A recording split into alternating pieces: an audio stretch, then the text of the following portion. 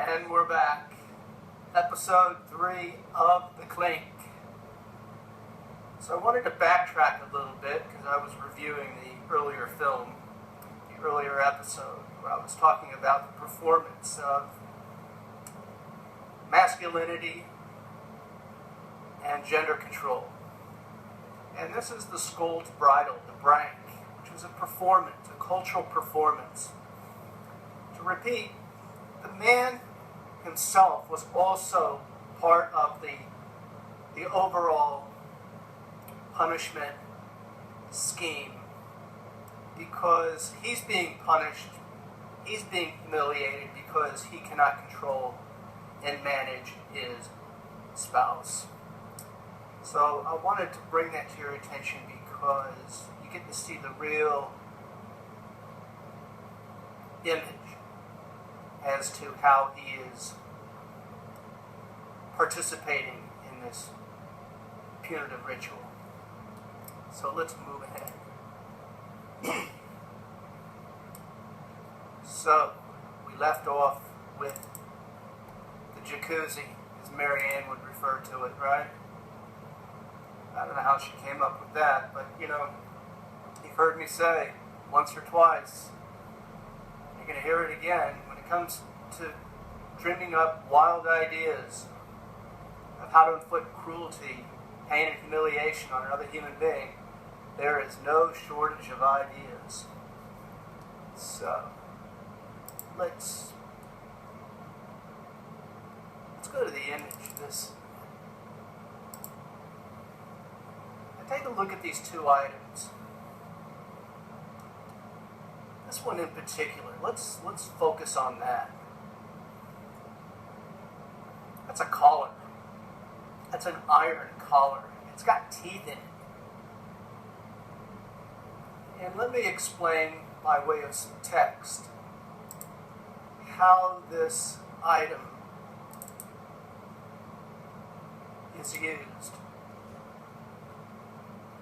on perpetrators. The collar, the collar would be placed around the individual's neck.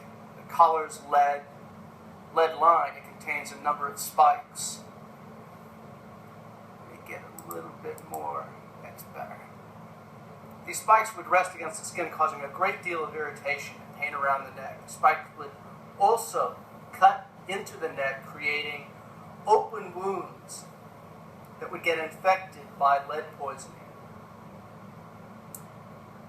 Another use for the collar was sleep deprivation. The collar would be locked around the neck, but whenever the wearer tried to sleep, the collar would touch the ground, digging spikes, waking you back up.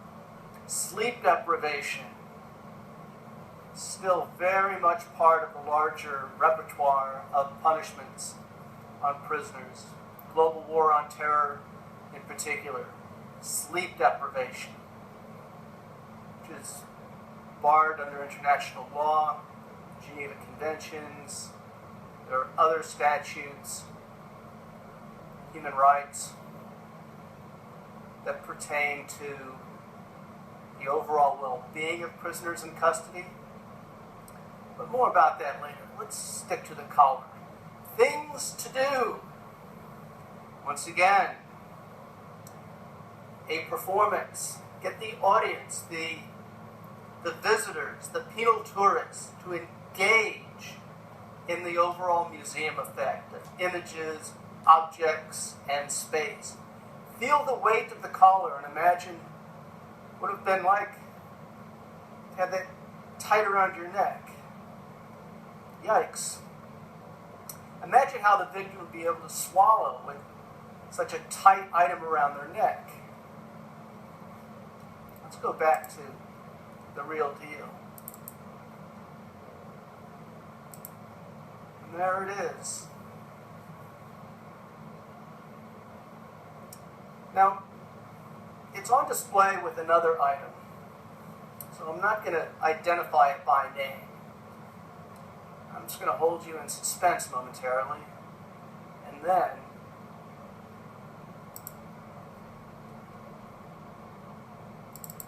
explain it by way of a poster. The ball and chain.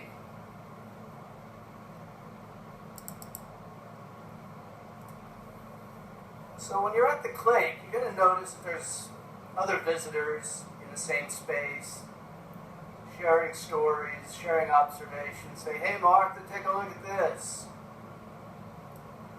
And invariably, the ball and chain, when this is discovered by a married couple, there is that mild chuckle of the ball and chain as a metaphor for marriage. And this is one way in which visitors engage in the museum effect by identifying with some of these punitive instruments as relevant to their own lives, in metaphorical terms, strictly speaking. The ball and chain was a costly item to both buy and wear. However, the privileges that came with the purchase of a ball and chain were immense. Wearing the ball and chain, inmates would be able to leave the prison and beg for money and food along CLINK Street. And incidentally, that is still the name of the street in front of the CLINK. You can Google map, you can find it in a tourist book. It's right there, CLINK Street, in front of the museum. Inmates would also be able to carry out business, to meet friends and family, while outside the prison is believed the inmates weren't allowed to carry the ball and chain, but were only allowed to drag it. Now, taking the role of the other is very, very sociological. It's how we identify with each other, how we identify with other people. You can imagine how awkward that might be if you were allowed to leave the CLINK prison to meet with friends, families, conduct businesses when you've got this ball and chain attached to your leg. Things to do. Once again, back to performance. Pick up the ball and chain and guess how heavy it is. It's about 11 pounds, incidentally. Guess how it would be attached to the inmate? Well, it would be back to the blacksmith. Remember him? Beginning of the tour? What is the metal ball in the middle? That is lead. It is dead weight.